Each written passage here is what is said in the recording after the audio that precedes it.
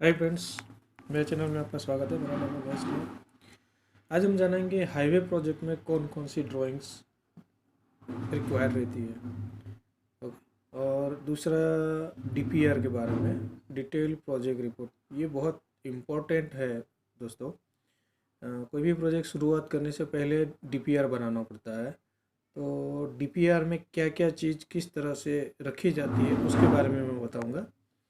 ठीक है, तो लेक्चर शुरू करने से पहले अगर आपको मेरा वीडियो अच्छा लगे तो लाइक कीजिए, शेयर कीजिए, सब्सक्राइब कीजिए। ठीक है, चलिए। तो फर्स्ट पॉइंट है हमारा, drawing required for highway project. तो हाईवे प्रोजेक्ट में हमें कौन कौन सी ड्राइंग्स की ज़रूरत पड़ती है। पहले तो है की map.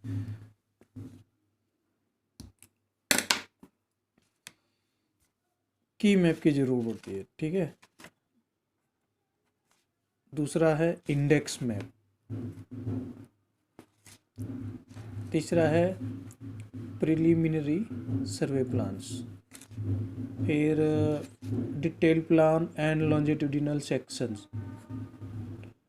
Detail cross section, land acquisition plan.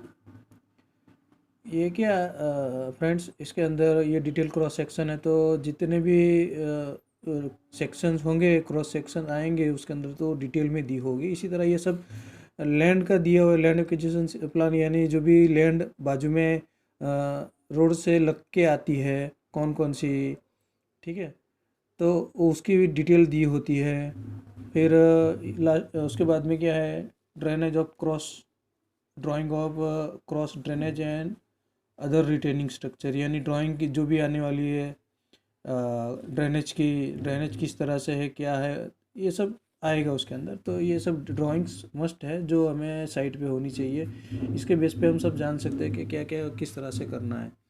फिर है drying of road intersection, land plans, showing queries. तो ये जो है मेन, ये 9 ड्राइंग्स है, ये हमें साइट पे अवेलेबल होनी चाहिए नए प्रोजेक्ट शुरू करने से पहले। तो ये इसकी स्टडी करके ही हम क्या काम करना है, किस तरह से करना है, उसके बारे में हम जान सकते हैं। तो फिर से एक बार मैं दोहरा देता हूँ। की map, index map, preliminary survey plan, detail plan and longitudinal section, detail cross section, land acquisition plan, drying of cross drainage and other retaining structure, drawings of road intersection, land plan, showing queries. ठीक है, तो ये इतनी चीज़ हमें ज़रूर रहती है। अभी जानेंगे डीपीआर के बारे में। फ्रेंड्स, ये बहुत इंपॉर्टेंट है, डीपीआर क्या है, ठीक है, उसके बारे में। डीपीआर क्या है मैं शॉर्ट में आपको बता देता हूँ पहले तो, कि डीपीआर जो है उसको डिटेल प्रोजेक्ट रिपोर्ट बोला जाता है। तो उसके अंदर क्या क्या रखा जाता है, रिपोर्ट्स, फिर एस्टिमेट कितना लगने वाला है, अपना जो भी कुछ कंस्ट्रक्शन कॉस्ट क्या होगी, किस तरह से होगा काम का, जो वो सब दिया होता है, और ड्राइंग्स। ये मेन 3 कंपोनेंट्स है जो डीपीआर में रखा जाता है। ठीक है, तो ये बनता किस तरह से है, क्या क्या चीज़ इसके अंदर हमें रखनी चाहिए डीपीआर में। The detail project report is the most important part of the project document. ठीक है, मैं बता दिया आपको। तो इसकी कुछ स्टेप्स है जो हमें डीपीआर बनाते समय किस तरह से बनाना है, क्या क्या चीज़ उसमें आनी चाहिए। ठीक है, तो इसके बारे में मैं बता देता हूँ। फ्रेंड्स, मैं सिर्फ इसमें यही बताने वाला कि किस तरह से क्या क्या चीज़ उसके अंदर होती है। अगर मैं एक एक पॉइंट समझाने बैठूंगा तो बहुत लंबा हो जाएगा, क्योंकि एक एक ही चीज़ में पूरा एक सब्जेक्ट आ जाता है। तो ठीक है, इसके लिए पहले आएगा एग्जीक्यूटिव समरी, फिर background, general details of project, project के बारे में सब डिटेल रहेगी, socio economic profile, demographic profile, traffic survey and traffic forecast including safety audit, engineering survey and investigation, जो भी हम इंजीनियरिंग सर्वे करते हैं उसके बारे में। ठीक है, फिर design standards and specification adopted, तो जो डिज़ाइन करते हैं किस स्टैंडर्ड के बेस पे किया है उसकी डिटेल रहेगी। स्पेसिफिकेशन, जो भी हम काम करते हैं उसका डिटेल स्पेसिफिकेशन दिए दिए होते हैं कि भाई क्या काम है तो किस किसके आधार पे करना चाहिए, वो सब ये स्पेसिफिकेशन में दिया होता है। फिर payment engineering study and design details, payment की जो भी डिजाइन की होगी उसके बारे में होगा। Drainage studies, assessment and design of cross drainage structure. फिर environmental and social consideration including rehabilitation and resettlement. ठीक है। फिर material, human resources and equipment, जो भी मटेरियल होगा उसके बारे में दिया होगा।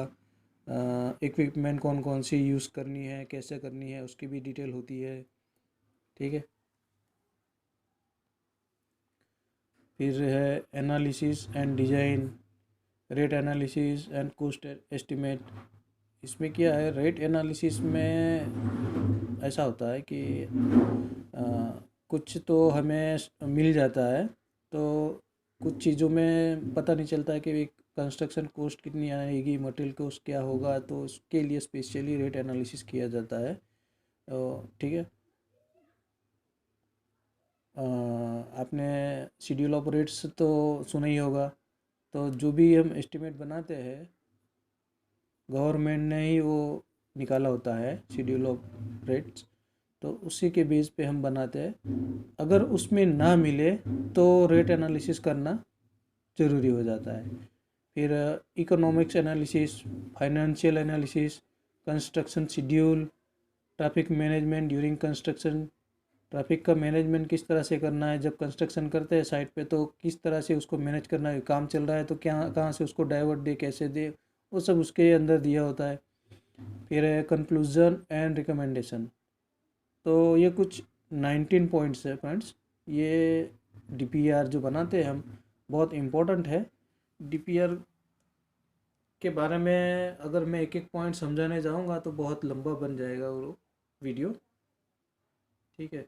ये तो जस्ट मैंने आपको डीपीआर के बारे में अगर जानना हो तो लिंक में कमेंट डाल दीजिएगा, तो ऐसा हो तो मैं डिटेल किस तरह से करते हैं काम डीपीआर पे वो भी बताऊंगा, और उसका फॉर्मेट किस तरह से बनता है वो भी दिखाऊंगा। तो अगर आपको जानना हो तो आप कमेंट कर सकते हैं। ठीक है। तो ये था कुछ हमारा ड्राइंग्स के बारे में और डीपीआर के बारे में। तो फ्रेंड्स, मेरा वीडियो अच्छा लगे तो लाइक शेयर सब्सक्राइब कीजिएगा और अपने फ्रेंड सर्कल में भी दीजिएगा। देखने के लिए थैंक्स।